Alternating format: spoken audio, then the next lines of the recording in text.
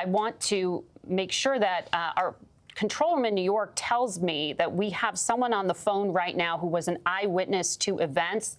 I'd like to be able to speak to him. I'm told his name is Josh Drespling. Josh, are you there, and can you hear all of us? Yes, I'm here, and I can hear you. Wonderful. Josh, can you give us a little context? Why were you at the rally today?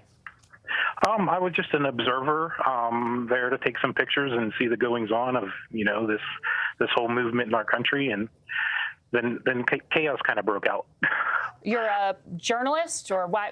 You stood in the heat in an hour, and you went through security and at this campaign. You're a pretty interested photographer. Tell me a little bit about why you were there and what you saw. I'm an amateur journalist. I mostly cover music and that kind of stuff. So this was more of a personal kind of adventure today. I was there and bared through the heat and went through the security with, there was several thousands of people there, and it was very hot. And I made my way to basically the center of the crowd. I was a little bit off to the right of the podium, about 50 yards away, standing there with, shoulder to shoulder with many, many other people. And then I heard one pop, and then a second pop, pop, pop. And then there was like four or five that followed that. And it sounded like it came off from my right, which would have been Trump's left, where the video that you were showing, there was two people that were injured.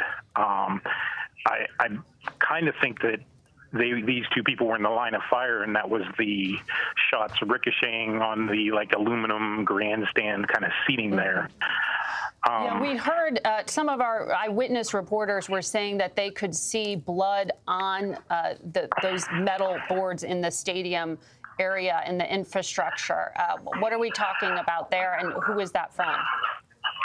I didn't personally see blood on the things, but I did see them, like paramedics and whether it was Secret Service or military or whatever, they carried two guys out of there. And actually, it's one of the videos you've been playing was a video that I had shot, but they were carrying them down the steps. And the one guy was able to exit on his own with some help from the other people.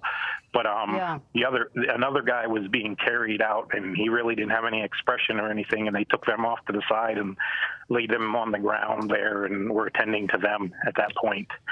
And actually, I'm seeing the video on your station right now.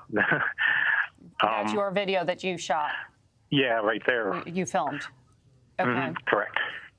And can you tell us if you saw the image that we have up right now of the person injured, did you, with the American flag cowboy boots, were you able to see anything there? What happened and the extent of those injuries?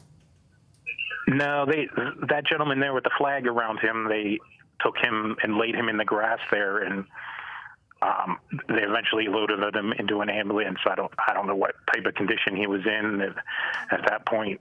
I don't have any further information as far as that. Okay, Josh, thank you.